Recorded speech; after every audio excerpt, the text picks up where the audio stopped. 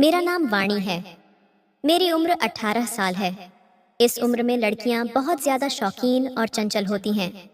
अपनी जिंदगी अपनी मर्जी के मुताबिक गुजारने की ख्वाहिश रखती हैं। अगर ऐसा न हो तब भी वे कुछ न कुछ अपनी मर्जी से करने की कोशिश में लगी ही रहती हैं। मगर मेरे साथ बहुत अजीब मामले थे। मैं ऐसी कोशिश करने का सोच भी नहीं सकती थी, क्योंकि मेरे पापा बहुत सख्त मिजाज इंसान थे। अगर मैं उनके खिलाफ एक भी काम कर दूं, तो वे मेरा सिर कलम करने में देर नहीं लगाते। इसीलिए मैंने अपने दिल को समझाया हुआ था कि अगर मैंने कुछ भी गलत किया तो मेरी मौत पक्की है। उन्होंने मेरी पढ़ाई भी बंद कर दी थी। मैंने सिर्फ 10वीं क्लास तक ही पढ़ाई की थी। उसके बाद उन्होंने मुझे मना कर दिया था कि आगे तुम दाखिला नहीं लो। मैं बहुत रोई थी, तड़पती थी। उनके आगे हाथ जोड़े थे कि बाबा, मेरे करियर का सवाल है, ऐसा न करें। मगर पापा तो ऐसे हो गए थे जैसे मुझे जानते ही न हो। उन्होंने साफ कह दिया था कि अगर इस घर में रहना है और मुझसे ताल्लुक रखना है तो मेरी हर बात पर तुम्हें सिर झुकाना ही होगा, वरना मैं तुम्हें माफ नहीं करूंगा और अपने घर से निकाल दूंगा। उनकी यह बातें मुझे बहुत ज्यादा तकलीफ देती थीं। कई बार मैंने मम्मी से भी इस बारे में बात करने की कोशिश की, तो वे भी मुझे यह बोलकर खामोश करवा देती थीं कि चुप हो जा, तुम्हारे बाबा जैसा कहते हैं वैसा ही करो। उन्हें ज्यादा मामलों के बारे में पता है, तुम अभी छोटी हो। लेकिन मेरा दिल कहता था कि बात कुछ और है जो मेरे सामने पेश नहीं की जा रही। ये लोग मुझसे कुछ छुपा रहे हैं।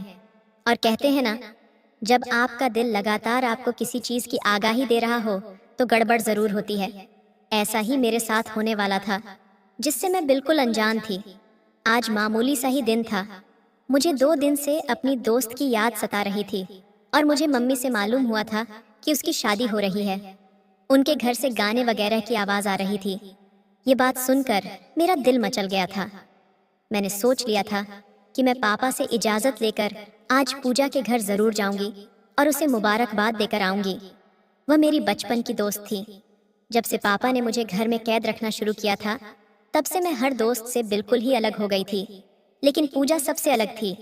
दोस्त तो बहुत थे, लेकिन पूजा का मकाम सबसे ऊंचा था। मैं अपने कमरे से बाहर आई तो पापा लिविंग रूम में ही बैठे हुए थे। मेरा दिल बहुत बुरी तरह से घबरा रहा था, क्योंकि पापा बहुत ज्यादा गुस्से में नजर आ रहे थे।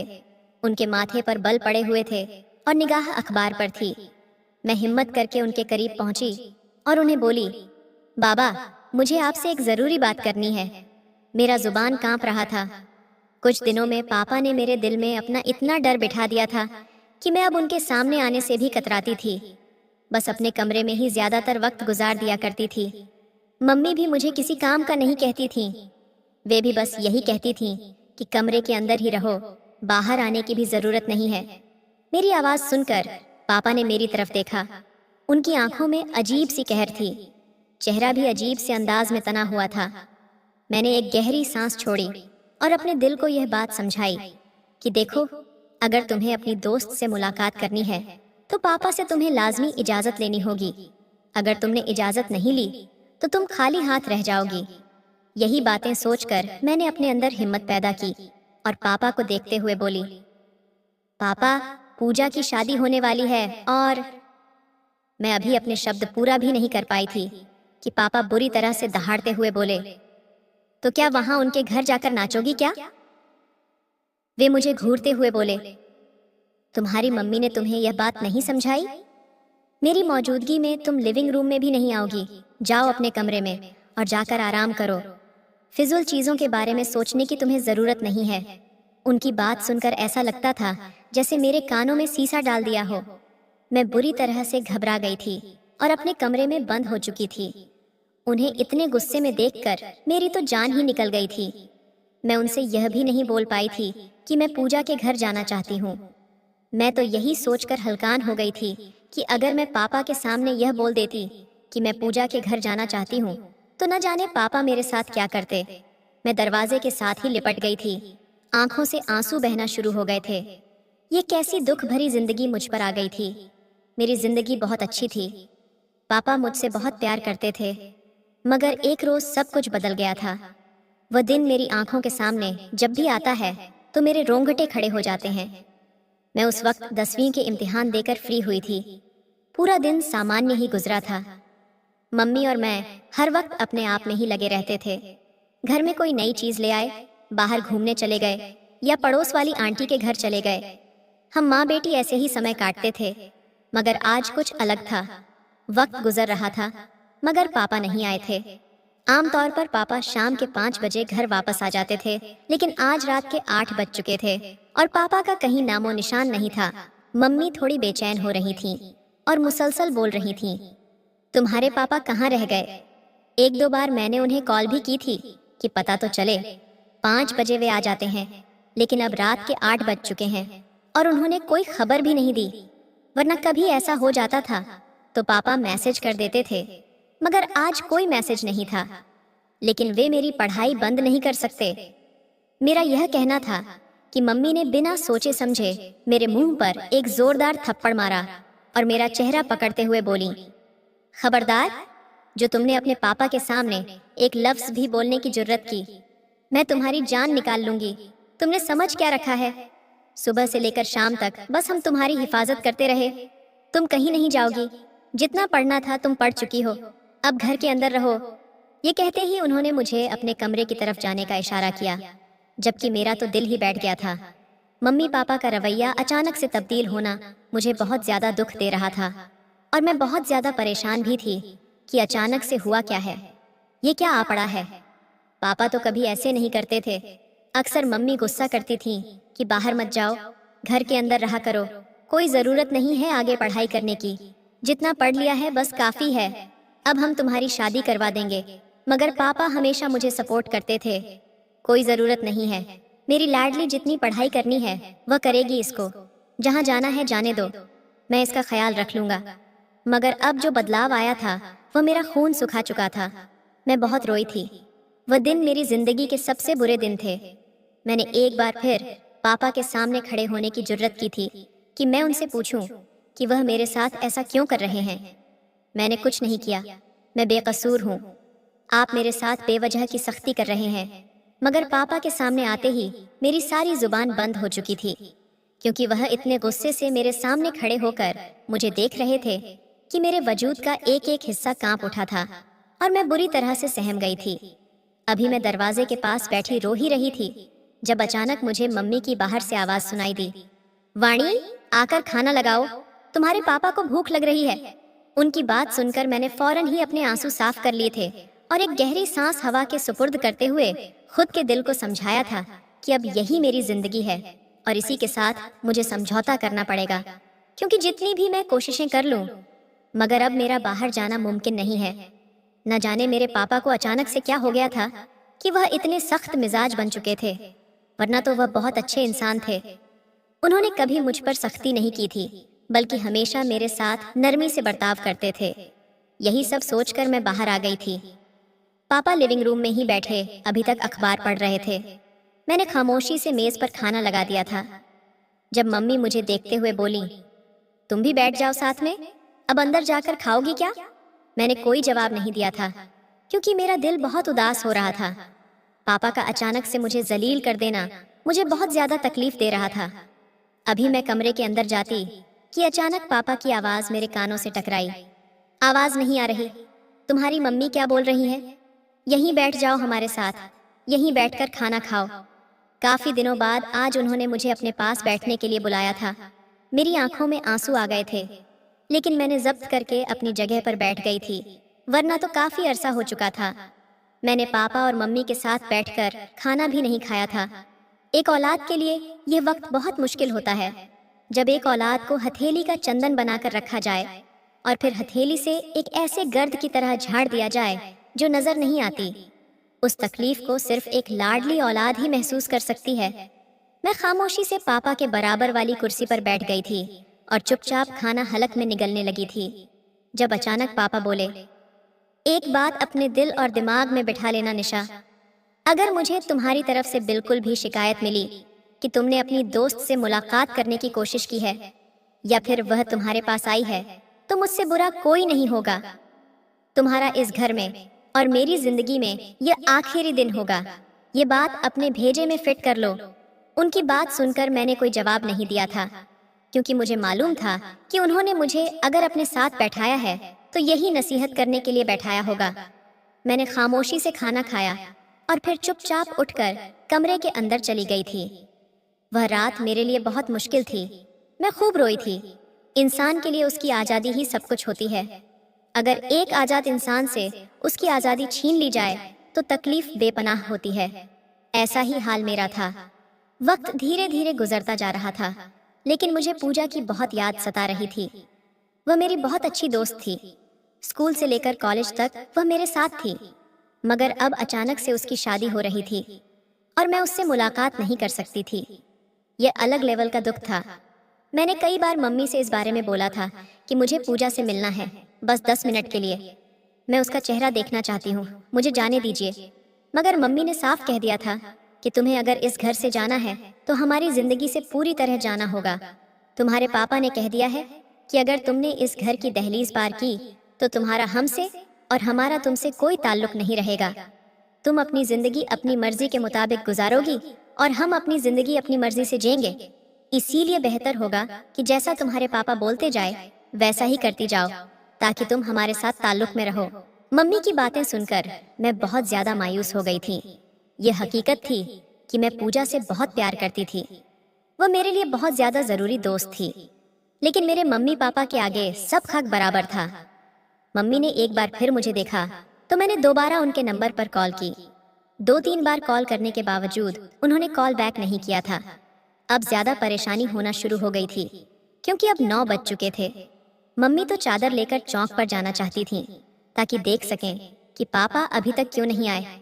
मगर मैंने उन्हें रोक दिया कि अब रात ज्यादा हो चुकी है और बाहर निकलना खतरनाक हो सकता है। पापा इन सब चीजों से हमें बहुत रोकते थे कि शाम 6 बजे के बाद बाहर कोई नहीं जाएगा। वह पापा ही क्यों ना हो, क्योंकि जिस इलाके में हम रहते थे वह थोड़ा खतरनाक इलाका था। नीचे तबके का इलाका होने की वजह से यहाँ पर अक्सर चोरी डकैती होती रहती थी। इसीलिए हम सभी इन सब चीजों से परहेज करते थे। वक्त और तेजी से गुजरता चला गया और रात के 10 बज चुके थे। अब तो मेरी चैन भी हद से बाहर हो गई थी, क्योंकि पापा ने कभी इतनी देर नहीं की थी। मम्मी तो रोना शुरू कर चुकी थी। मैं भी अब काफी हलकान हो रही थी। मैंने बाबा के हर दोस्त को कॉल करके उनके बारे में पूछ लिया था, मगर सब ने यही कहा कि तुम्हारे पापा तो अपने वक्त से ही कंपनी से बाहर निकल गए थे और फिर वह कहाँ गए किसी को इल्म नहीं है। ये बात हमें और ज्यादा परेशान कर चुकी थी। मम्मी को देखती तो उनकी हालत बिगड़ती जा रही थी और मेरा अपना दिल तो और ज्यादा हलकान हो रहा था। एक बार फिर मैंने कॉल की थी, मगर उनसे कोई राब्ता नहीं हो रहा था। अब तो 12 बजने को आ गए थे। मम्मी मुझे देखते हुए बोली, बस अब मैं जा रही हूँ, तुम मुझे अब और मत रोकना। मेरा दिमाग बिल्कुल काम नहीं कर रहा। मेरा दिल मुझे अच्छी आगाही नहीं दे रहा। ऐसा लग रहा है जैसे कुछ बुरा और गलत होने वाला है। मम्मी की बातें सुनकर मैं और ज्यादा परेशान हो गई थी कि यह क्या करने वाली हैं। उन्होंने फौरन ही अपनी चादर अपने सिर पर ओढ़ी और बाहर की तरफ निकल गईं, जबकि मेरी तो सांसें ही उखड़ने लगी थीं। मैं फौरन उनके पीछे लपकी थी, मगर सामने ही हमें पापा नजर आ गए, जो झुके कंधों के साथ घर की तरफ ही आ रहे थे। मैंने सुकून की सांस छोड़ी कि पापा आ चुके हैं, वरना तो न जाने मम्मी क्या कर जाती। जैसे ही पापा करीब आए तो मम्मी रोते हुए उनके गले से लग गईं, जबकि मैं पापा के चेहरे को बहुत गौर से देख रही थी। उनका चेहरा उतरा हुआ था, आंखें लाल सुर्ख हो रही थीं, कंधे झुके हुए थे। ऐसा लगता था जैसे उन्होंने कोई बहुत कीमती चीज हार दी हो। मम्मी उनके सीने से लगकर रोते हुए बोली, आपको बिल्कुल हमारा ख्याल नहीं है। वक्त देखा है आपने? अगर कहीं देर होनी थी तो आप मुझे एक मैसेज कर देते, लेकिन आपको तो बिल्कुल फिक्र नहीं है। बस अपने काम से ही आप मग्न रहते हैं। मैं फौरन पापा के करीब गई थी और उनका हाथ थामकर बोली थी, जी पापा, ये गलत बात है, आपको हमें इत्तिला कर देनी चाहिए थी। मम्मी और मैं कितना परेशान हो गए थे। अभी मैं कुछ और कहती, इससे पहले ही पापा ने नजरें उठाकर मेरी तरफ देखा और फिर अचानक उन्होंने मेरा बाजू सख्ती से अपने हाथ में जकड़ लिया और घसीट कर मुझे घर के अंदर ले गए। उन्होंने ऐसा क्यों किया था मैं नहीं जानती थी, लेकिन मेरी जान हलक में अटक चुकी थी। पापा घर में लाते ही मुझे लिविंग रूम के सोफे पर फेंकते हुए बोले थे, एक बात अपने दिल और दिमाग में बिठा लो सिया, अगर तुम्हें मुझसे ताल्लुक रखना है, मेरी बेटी कहलाना है, तो मेरे हर हुक्म को तुम्हें बजा लाना होगा। तुम अब घर से बाहर कदम नहीं निकालोगी। तुम्हारा हर वक्त सिर्फ और सिर्फ अपने कमरे में गुजरना चाहिए। और रही तुम्हारे आगे बढ़ने की बात, वह भी बंद। न तुम कॉलेज जाओगी, न ही अपने किसी दोस्त से राब्ता रखोगी। ये कहते ही उन्होंने मेरे हाथ से मेरा मोबाइल भी झपट लिया था, जबकि मैं पापा को बेयकीनी भरी निगाहों से देख रही थी कि अचानक से वह इस तरह का बर्ताव क्यों कर रहे हैं। अभी मैं कुछ कहती, इससे पहले ही उन्होंने मेरे मुंह को अपनी सख्त गिरफ्त में जकड़ा और मेरी आंखों में देखते हुए गरजे, अगर तुमने मेरे साथ होशियारी करने की जुर्रत भी की तो मैं तुम्हारी टांगें तोड़ दूंगा। मुझे तुम्हारी तरफ से बिल्कुल भी शिकायत नहीं मिलनी चाहिए। तुम्हारा ठिकाना सिर्फ तुम्हारा कमरा है। इसके अलावा अगर तुम मुझे खिड़की पर भी नजर आई तो मैं तुम्हारी जान निकाल लूंगा। जाओ कमरे के अंदर। उनकी दहाड़ती हुई आवाज सुनकर मेरा दिल बंद होने के करीब आ गया था। मेरे पापा मुझ पर कभी गुस्सा नहीं करते थे, बल्कि हमेशा मुझे अपने सीने से लगाकर रखते थे। जो भी फरमाइश होती थी मैं उनके सामने खड़े होकर बहुत आसानी से मनवा लिया करती थी। कुछ भी चाहिए होता था मैं हंसते हंसते उनसे मांगती थी, लेकिन आज उनका यह रवैया देखकर मेरी तो जान ही हल्का में अटक चुकी थी। उनके गुस्से का लिहाज करते हुए मैं फौरन ही कमरे के अंदर बंद हो चुकी थी। अगली सुबह जब मैंने मम्मी से इन सब चीजों के बारे में बात की कि पापा को रात को हुआ क्या था, वह मेरे साथ इस तरह का बर्ताव क्यों कर रहे थे, हालांकि मैंने उनसे कोई बदतमीजी नहीं की, कोई गलती नहीं की, मैं कहीं गई नहीं, तो फिर उन्होंने मेरे साथ ऐसा रवैया क्यों रखा। मेरे सवाल पर मम्मी ने ऐसा किया जैसे नजरें चुरा रही हों। वह मुझे कुछ नहीं बताना चाहती थीं, बस मुझे देखते हुए इतना ही बोली, जैसे तुम्हारे पापा बोलते हैं वैसा ही तुम्हें करना है। अगर तुम उनकी मर्जी के खिलाफ गईं तो वह तुम्हें बहुत ज्यादा सख्त सजा सुनाएंगे। इसलिए बेहतर यही है कि जैसा पापा कहते जाए वैसा ही करती जाओ। तब मैंने फौरन कहा, नहीं मम्मी, ये आपकी गलतफहमी है कि मैं पापा की इन बेवजह की बातों का साथ दूंगी। हाँ, अगर उन्हें मेरा मोबाइल लेना है वह ले सकते हैं, मुझे बाहर नहीं भेजना, वह यह भी कर सकते हैं।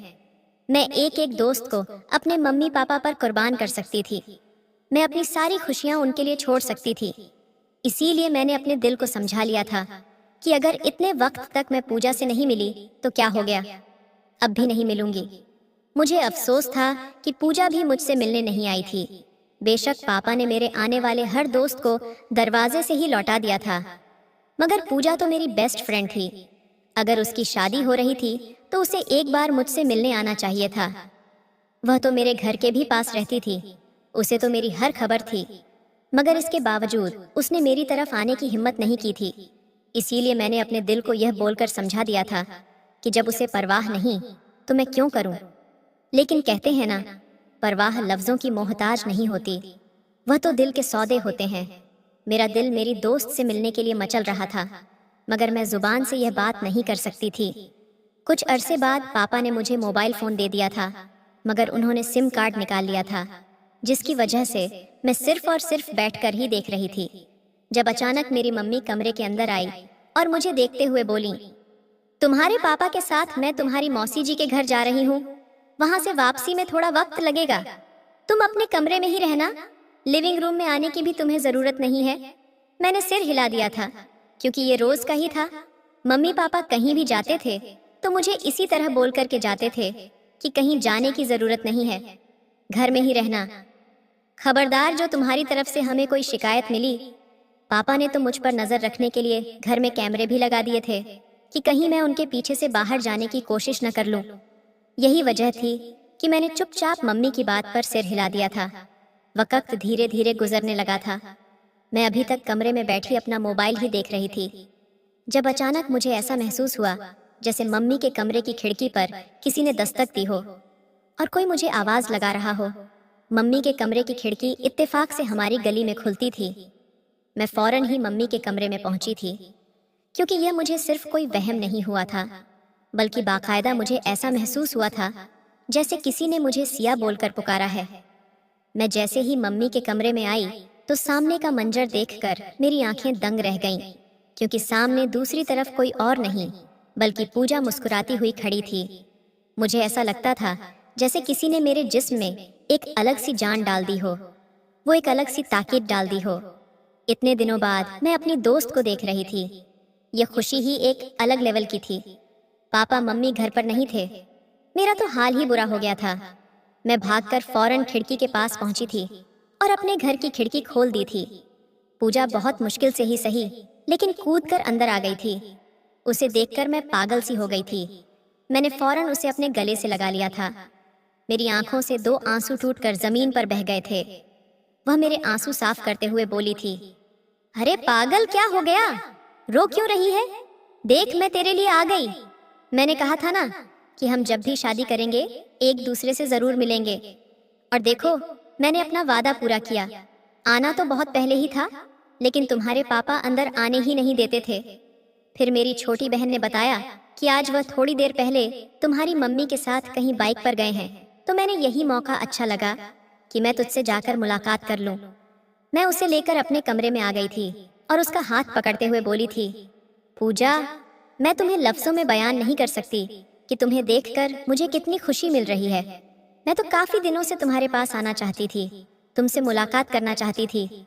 मैंने पापा से इस बात का जिक्र भी किया था कि तुम्हारी शादी हो रही है, मगर उन्होंने मुझे झिड़क दिया था कि मैं उनके सामने फजल बातें न करूं। वरना तुम्हें नहीं मालूम कि मैंने इतनी हिम्मत कर ली थी कि मैं अपने पापा से इजाजत मांगने लगी थी। मेरी बात सुनकर वह एकदम खामोश हो गई थी। वह मुझे देखते हुए थोड़ी देर बाद बोली थी, एक बात कहूं? मैंने सिर को हल्की जुम्बिश दी थी। तुम्हारे पापा को अचानक क्या हो गया है? तुम बताती थी कि वह तुमसे बहुत मोहब्बत करते हैं, तुम्हें हथेली का चंदन बनाकर रखते हैं। तुम्हें कहीं भी जाना होता था, तुम उनसे इजाजत नहीं लेती थी, बल्कि तुम उन्हें एक बार बता दिया करती थी। मगर अब ऐसा क्या हो गया है जो तुम्हारे पापा इस तरह का रवैया रखने लग गए हैं? कोई भी दोस्त आता है, उन्हें दरवाजे से ही लौटा दिया जाता है। सबका यही शिकवा है। सिया को तो किसी दोस्त की परवाह ही नहीं है। कोई भी उससे मिलने चला जाए, सिर्फ और सिर्फ जिल्लत ही उसके नसीब में आती है। पूजा की बात सुनकर मेरी आंखों में आंसू आ गए थे। मैं उसे देखते हुए बोली थी, मैं क्या करूं? मैं खुद मजबूर हूं। मेरा कितना दिल चाहता है तुम सबसे मिलने का, पार्टियां करने का, घूमने फिरने का, आगे पढ़ाई हासिल करने का, मगर पापा ने मुझे इस तरह घर के अंदर कैद कर दिया है कि मैं खुद हैरान हूँ। बस वो एक रात थी और मेरी उस रात के बाद तमाम जिंदगी बदल गई है। पापा से मैं कई बार पूछ चुकी हूँ कि आप मेरे साथ ऐसा क्यों कर रहे हैं? आप तो ऐसे नहीं थे। आपने कभी नहीं कहा था कि तुम आगे पढ़ाई ही नहीं करोगी, किसी दोस्त से मुलाकात नहीं करोगी। मगर पापा कोई जवाब ही नहीं देते। उन्होंने तो मुझसे मेरी सिम तक छीन ली है। शुरू में उन्होंने मेरा मोबाइल भी ले लिया था, मगर शुक्र है कि घर में बोर होने की वजह से उन्होंने मुझे मोबाइल दे दिया, वरना तो मेरा ना जाने क्या हो जाता। मेरी बात सुनकर पूजा बिल्कुल खामोश हो गई थी। वह कहने लगी, तुम अपने पापा से पूछो तो सही, जिंदगी ऐसी नहीं होती है जिस तरह तुम गुजार रही हो। तुम्हें तो ऐसा लगता है जैसे कैद कर दिया गया है। तुमने कोई चोरी नहीं की, तुमने कभी कोई गलत काम नहीं किया। स्कूल में रहते हुए तुमने कभी किसी के साथ अफेयर नहीं चलाया, किसी लड़के के साथ डेट पर नहीं गई। फिर तुम्हारे पापा तुम्हारे साथ ऐसा क्यों कर रहे हैं? जबकि उसकी हर बात के बाद मेरे पास सिर्फ और सिर्फ खामोशी थी। मैं उसका कोई जवाब नहीं दे पा रही थी। मैंने फौरन ही अपना सिर झुका लिया और उसकी तरफ देखते हुए बोली, छोड़ो इन फिजल बातों को। मुझे यह बताओ कि तुम कैसी हो? तुम्हारी शादी किससे हो रही है? तुम खुश हो ना?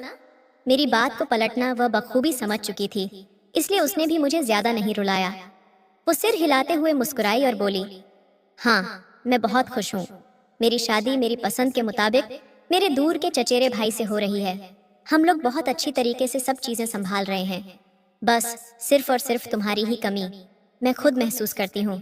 तुम जानती हो, मेरी तो सिर्फ एक ही बेस्ट फ्रेंड है और वह तुम हो। ये बात मुझे बहुत अच्छे से मालूम थी। मैंने फौरन ही उसको गले लगा लिया था, जब अचानक पीछे से एक दहाड़ हुई आवाज मेरे कान के पर्दों से टकराई थी और मुझे ऐसा लगा जैसे मेरा दिल धड़कना भूल गया हो। क्या हो रहा है ये आवाज किसी और की नहीं बल्कि मेरे पापा की थी। क्या वह लोग वापस आ चुके थे? मैं इस बात को कैसे भूल गई थी कि पापा ने तो घर में कैमरे लगा रखे थे। यकीनन जब उन्होंने मौसी जी के घर पहुंचकर कैमरा चेक किया होगा तो पूजा का चेहरा उस कैमरे में आ गया होगा, इसीलिए वह दोनों लौट आए थे। मैंने पलट कर देखा तो पापा का गुस्सा 7वें आसमान पर पहुंच चुका था। आंखें लाल सुर्ख हो रही थीं। मेरी तो जान ही हवा हो चुकी थी। ऐसा लग रहा था जैसे मेरा दिल धड़कना भूल गया हो। मैं फौरन ही घबराकर अपनी जगह पर खड़ी हो गई थी। पापा मुझे देखते हुए गुस्से से बोले, शर्म आनी चाहिए तुम्हें, क्या बोला था मैंने कि तुम किसी से मुलाकात नहीं करोगी? फिर ये लड़की कैसे घर के अंदर आई? तुम्हें चाहिए था जब यह तुमसे मिलने आई थी तो तुम इसे वापस भेज देती, लेकिन तुमने इसे घर में बुलाया। और तुम लड़की, तुम्हारे तो बाबा से मिलकर मुझे उनका दिमाग ठीक करना पड़ेगा। निकल जाओ मेरे घर से। पूजा को देखकर वह बहुत बुरी तरह से दहाड़े थे, जबकि पूजा कांपती हुई जल्दी से घर के बाहर भाग गई थी। मैं वैसे ही खड़ी रह गई जैसे मेरी जान ही निकल गई हो। मैं पापा को देखते हुए बोल पड़ी, क्यों आप इस तरह मेरे साथ कर रहे हैं? क्या मैं इंसान नहीं हूँ? आपने मेरी जिंदगी को तबाह कर दिया है। नहीं रहना मुझे आप लोगों के साथ। आप लोग तो मुझे एक पिंजरे की तरह रख रहे हैं, जिसका संबंध सिर्फ अपने कमरे से है और किसी से नहीं। आप मेरे साथ ऐसा सलूक नहीं कर सकते पापा। मैं अब थक चुकी थी, मैं क्या करूं? आज मेरी बर्दाश्त की हद हो चुकी थी। हाँ, वह मेरे साथ सख्ती करते थे, मुझ पर पाबंदियां लगाते थे, लेकिन आज जो उन्होंने किया था वह बहुत ही नाकाबिले बर्दाश्त था। मुझे देखते हुए बोले, यानी तू मुझे सिखाएंगी कि मुझे क्या करना है और क्या नहीं? मैंने तुझे मना नहीं किया था कि तू किसी दोस्त से मुलाकात नहीं करेगी। मैं पापा को देखते हुए बोली, क्यों मना किया है? इसके पीछे कोई वजह तो होगी। कौन सी गलती कर दी है मैंने ऐसी जो आप इतने महीनों से मेरे ऊपर इतनी सख्ती कर रहे हैं? पहले तो आप ऐसे नहीं थे। क्या हो गया है आपको? मेरा बस नहीं चल रहा था कि मैं कुछ कर गुजरूं, मगर तभी पापा ने अचानक मेरा हाथ थाम लिया और मेरी आंखों में देखते हुए बोले, बहुत शौक है ना सच जानने का? बहुत ज्यादा तेरे अंदर हलचल मची हुई है ना कि तुझे सच पता चल जाए कि मैं तेरे साथ ऐसा क्यों कर रहा हूँ। तो चल, आज मैं तेरे सामने सारी हकीकत खोल ही देता हूँ, वह सच जिससे मैं तुझे दूर रखना चाहता था। तू नहीं चाहती ना कि तू सच से दूर रहे?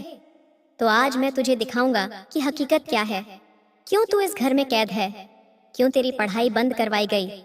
क्यों तेरा मोबाइल फोन छीना गया? और क्यों तुझे तेरे दोस्तों से अलग किया गया?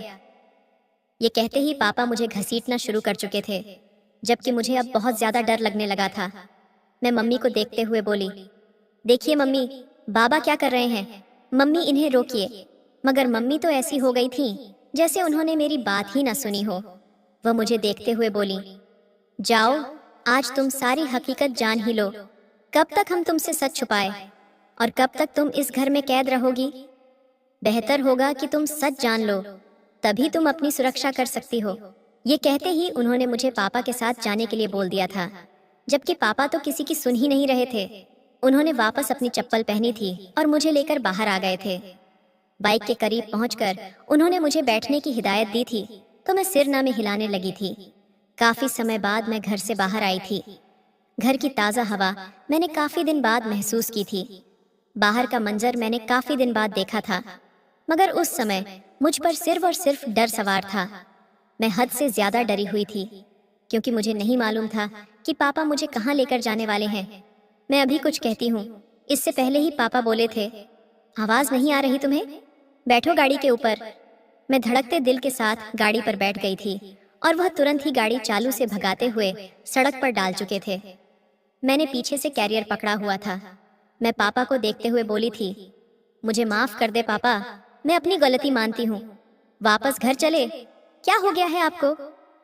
आप तो कभी इस तरह से बर्ताव नहीं करते थे, मगर पापा तो मेरी बात ही नहीं सुनना चाहते थे। वह तो ऐसे हो गए थे जैसे उन्हें मेरी कोई आवाज ही नहीं आ रही हो। एक लंबी दूरी तय करके वह एक कब्रिस्तान की तरफ चल पड़े थे। मुझे ऐसा लग रहा था जैसे अभी अभी मेरी सांस निकल जाएगी। वह कब्रिस्तान क्यों जा रहे थे? ये बात मुझे बिल्कुल समझ नहीं आ रही थी। उन्होंने बाइक कब्रिस्तान के दरवाजे पर रोकी थी और मेरा हाथ पकड़कर मुझे बाइक से उतारा था और मुझे लेकर कब्रिस्तान के अंदर बढ़ गए थे। सिर ना में हिलाते हुए बोली थी, छोड़ दे मुझे, मुझे कहीं नहीं जाना। आपको क्या हो गया है? आप पागल हो नहीं हो चुके हैं? मैं माफी मांगती हूँ, अब मुझे किसी से मुलाकात नहीं करनी। मैं सच बोल रही हूँ, मैं पूजा से भी मुलाकात नहीं करूंगी। अगर कोई मुझसे मुलाकात करने के लिए आएगा तो मैं उसे मना कर दूंगी। पापा मेरी बात सुन ही नहीं रहे थे। वह मुझे लेकर कब्रिस्तान में बने सबसे कोने वाली कब्र पर आ गए थे। मैंने जैसे ही उस कब्र में लगे बोर्ड पर नजर डाली तो कुछ पल के लिए मैं हैरान हुई थी, क्योंकि उस बोर्ड पर आयशा नाम दर्ज था। जब एकदम से उन्होंने मेरी तरफ देखा था और बोले थे, बहुत शौक था ना सारा सच जानने का? बहुत शौक था ना उस रात की हकीकत जानने का, जो मैं तुमसे छुपा रहा था। आज मैं सब बताऊंगा कि मैं तुमसे सब क्यों छुपाता था। ये कहते ही वह कब्र के करीब बैठ गए थे और उस कब्र को खोदना शुरू कर दिया था, जबकि मेरी आंखें उबल पड़ी थीं। मैंने तुरंत बोला था, पापा क्या हो गया है आपको? छोड़ें, कोई आ जाएगा तो बेवजह की बातें बनेंगी, मसला खराब हो जाएगा। किसी ने आपको ऐसे देख लिया तो पुलिस केस भी हो सकता है। मगर पापा तो ऐसे हो गए थे जैसे मेरी कोई आवाज उन तक पहुंच ही नहीं रही हो। उन्होंने कुछ ही पल में पूरी कब्र को खोद डाला था। उनकी हालत ऐसी हो रही थी जैसे काटो तो बदन में खून नहीं। उनकी आंखों से बहते आंसू रुक ही नहीं रहे थे। उन्होंने पूरी कब्र खोद डाली थी और मुझे साफ तौर पर अंदर से सफेद कफन नजर आ रहा था। अचानक ही वह कब्र से बाहर आए थे। मेरा हाथ थामा था और मुझे कब्र के करीब करते हुए बोले थे, देखो, इस लड़की को देखो। और जैसे ही मेरी नजर उस सफेद कफन में लिपटी लड़की पर गई तो मैं हैरान हो गई थी, क्योंकि वह हूबहू वह लड़की मेरी शक्ल सूरत की मालिक थी। मगर फर्क इतना था कि वह सफेद कफन में थी और मैं जिंदा सलामत खड़ी हुई थी। मैंने हैरान होकर पापा को देखा था कि यह क्या माजरा है। वह बिल्कुल मेरी जैसी थी, हाइट, चेहरा, हर चीज। और फिर जो हकीकत पापा ने मुझे बताई वह सुनकर मैं अपना सिर थाम चुकी थी। पापा का कहना था कि वह मेरी ही हमशक्ल बहन है। यह मंजर मेरे लिए हैरानगेन और चौंकाने वाला था। पापा ने और भी बताया, जिस वक्त तुम दोनों पैदा हुई थीं, उस वक्त मेरा एक दोस्त औलाद के लिए बहुत तड़प रहा था। वह बहुत रोता था। उसको औलाद की बहुत चाहत थी, लेकिन ऊपर वाले की तरफ से देर हो रही थी। उसकी बीवी बिल्कुल सेहतमंद थी, वह खुद भी बिल्कुल ठीक था। बस कहा जाता था कि यह ऊपर वाले की तरफ से होगा, आपके साथ कोई मसला नहीं है। मगर वह कहता था कि मुझे नहीं लगता कि मेरी औलाद हो सकती है। और फिर जब तुम दोनों बहनें पैदा हुईं, तो उसने और उसकी बीवी ने अपनी झोली मेरे आगे फैला दी थी कि हम एक औलाद को सौंप दें। तुम्हारी मम्मी इस हक में नहीं थी, मगर फिर जब उस औरत ने तुम्हारी मम्मी के पैर पकड़े तो वह राजी हो गई थी। और हमने इस बात को बिल्कुल सबसे छुपा लिया था कि हमारी 2 बेटियां इस दुनिया में आई हैं। हमने सबके सामने यही दिखाया कि हमारी सिर्फ एक बेटी पैदा हुई है। और मेरा दोस्त मेरी बेटी को लेकर दूसरे शहर चला गया। वहीं पर उसकी परवरिश होने लगी और तुम मेरे पास पलने लगी। मगर जैसे जैसे वक्त गुजरा वह बड़ी होती चली गई। ऊपर वाले ने तुम दोनों बहनों को बहुत खूबसूरत बनाया है। जिस शहर में वह लोग रहते थे, वहां पर एक अमीर बाप का बिगड़ा हुआ बेटा भी रहता था। तुम्हारी बहन उसके नजरों में आ गया था। वह एक क्रिमिनल था, इसीलिए तुम्हारी बहन उससे शादी नहीं करना चाहती थी और उसे पसंद भी नहीं करती थी। मेरे दोस्त भी उस लड़के से अपनी बेटी को बचाने की हर मुमकिन कोशिश कर रहे थे, मगर शायद खुदा को कुछ और ही मंजूर था। एक दिन उसने तुम्हारी बहन को किडनैप कर लिया, मगर जोर जबरदस्ती करते वक्त तुम्हारी बहन के सिर पर एक मोटा डंडा लग गया, जिसकी वजह से वह वारदात के मौके पर ही खत्म हो गया और तुम्हारी बहन भी भागकर अपने घर वापस आ गई। लेकिन उन लोगों ने तुम्हारी बहन को नहीं छोड़ा। उन लोगों ने तुम्हारी बहन का कत्ल कर दिया, मेरे दोस्त और उसकी बीवी को भी मार दिया। मगर मरने से पहले उसने मुंह तक यह खबर पहुंचा दी थी। इसीलिए मैं तुम्हारी बहन को लेकर इस कब्रिस्तान में आया था, क्योंकि मेरा दोस्त मुसलमान था। उसने मरते वक्त वसीयत की थी कि हम तीनों को कब्रिस्तान में दफनाया जाए, न कि हमारी अर्थी को आग लगाई जाए। ये वजह थी कि मैं अपनी बेटी को इस कब्रिस्तान में लाने पर मजबूर हो चुका था। लेकिन इन लोगों ने कहा है कि हम इनकी साथ नस्लें बर्बाद कर देंगे, मतलब इस लड़की से ताल्लुक रखने वाले हर रिश्ते को खत्म कर देंगे। उन्हें नहीं मालूम कि हम इन लोगों के कुछ लगते हैं, मगर तुम इस लड़की की शक्ल की हो। यही वजह है कि मैं तुम्हें घर में कैद रखता हूँ, कि तुम किसी की नजरों में ना आओ। तुम्हारा हमारे अलावा और कोई नहीं है। मैं तुम्हें हथेली का चंदन बनाना चाहता था, लेकिन जब यह सब मेरे सामने आया तो मैंने सोच लिया था कि मैं तुम पर सख्ती करूंगा, क्योंकि तुम हकीकत से वाकिफ नहीं हो। पापा की बात सुनकर मैं बेजान कदमों से दीदी की कब्र के पास ही बैठ गई थी। मेरी आंखों से बहते आंसू रुक नहीं रहे थे। यानी मेरे पापा इतनी तकलीफ भरी जिंदगी गुजार रहे थे, यानी उस रात वह मेरी बहन को ही कब्र में उतार कर लाए थे। यही वजह थी कि वह इतने टूटे हुए थे। मैं खूब रोई थी। मैंने पापा से वादा किया था कि मैं हर चीज से परहेज करूंगी, लेकिन यह कैद रखना गलत है। इसके बाद मैंने पढ़ाई पूरी की थी, क्योंकि फिर मैंने पापा को समझाया था कि पढ़ाई नकाब में भी हासिल की जा सकती है। मैं अपना चेहरा छुपाकर भी अपनी जिंदगी जी सकती हूँ, और भगवान का शुक्र था कि हम दूसरे शहर में बसे हुए थे, इसीलिए ऐसा कुछ भी नहीं हुआ जो खतरनाक होता। ना तो मैं इन लोगों के कभी सामने आई और ना इन लोगों से हमारा कभी सामना हुआ। मैं ऊपर वाले से बस एक शिकवा जरूर करती हूँ कि भगवान ने अगर मुझे कोई बहन दी थी तो मेरी जिंदगी में एक बार मेरा उससे संपर्क जरूर करवा दे, लेकिन शायद ऊपर वाले को कुछ और ही मंजूर था। दोस्तों, आज की हमारी ये कहानी आपको कैसी लगी, कमेंट करके जरूर बताना। अगर आपको हमारी यह वीडियो पसंद आई हो तो वीडियो को लाइक और चैनल को सब्सक्राइब जरूर करें।